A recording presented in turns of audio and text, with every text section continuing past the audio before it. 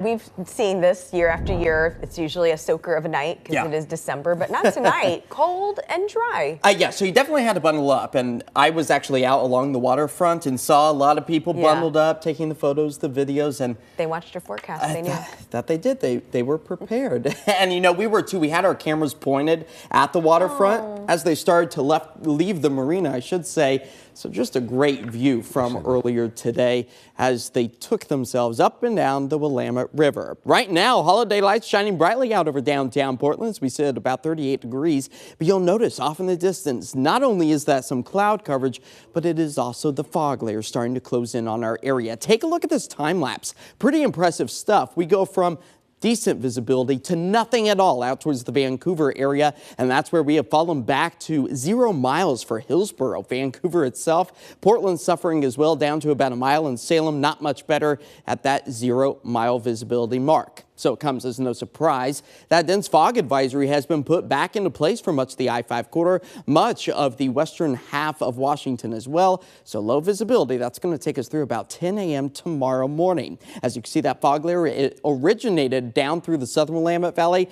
and slowly trickled its way further to the north as our temperatures have started to tumble. 30 degrees out towards Hillsborough, 38 right now here in the Rose City, 36 in Vancouver, Mill City, and Salem also in the 30s. So give yourself a little extra time with that fog layer, the below freezing temperatures. Frost is likely on any exposed vehicles or any surfaces, so you might have a slick sidewalk here and there, but should not impact your commute other than the low visibility for the start of the day tomorrow. So make sure that you are using those low beams. But for tomorrow afternoon, that's where we start to trade out that fog layer for a bit of the patchy cloud coverage. We'll time it all out here with the Futurecast. There you go, the increasing veil of clouds.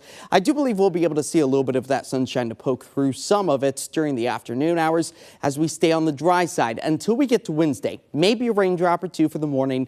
A better chance after sunset to really start to pick up on the moisture, especially as we work our way into Thursday as well. Filling back up, the rain gauge is close to about 1/4 of an inch, if not even close to a 1/2 inch for some locations, as the snow elevation level starts to dip closer to 4,000 feet by the time we get to Thursday. That's going to help to build up that base layer after the past 24 hours has brought us measurable snowfall in many of our ski resort locations. So that is a positive note after the dry week of weather we experienced last week. So tonight here in the city, the fog already developing, temperatures falling back into the low 30s. Tomorrow back up into the upper 40s. We'll finally remove that fog layer. The winds will kick up out the east-northeast at about 10 to 15 miles per hour, and we will likely hold on to those dry conditions until we get to the middle of the week. So we're talking about Wednesday, returning those upper 40s, just the same on Thursday as the wet weather and the warmer temperatures start to ramp up by the end of the week. So we get breezy conditions tomorrow, but also again on Saturday and Sunday, where we will likely see some soaking widespread rains. The timing, less than ideal, but Liz, you got to keep in mind the first week of December was extremely dry.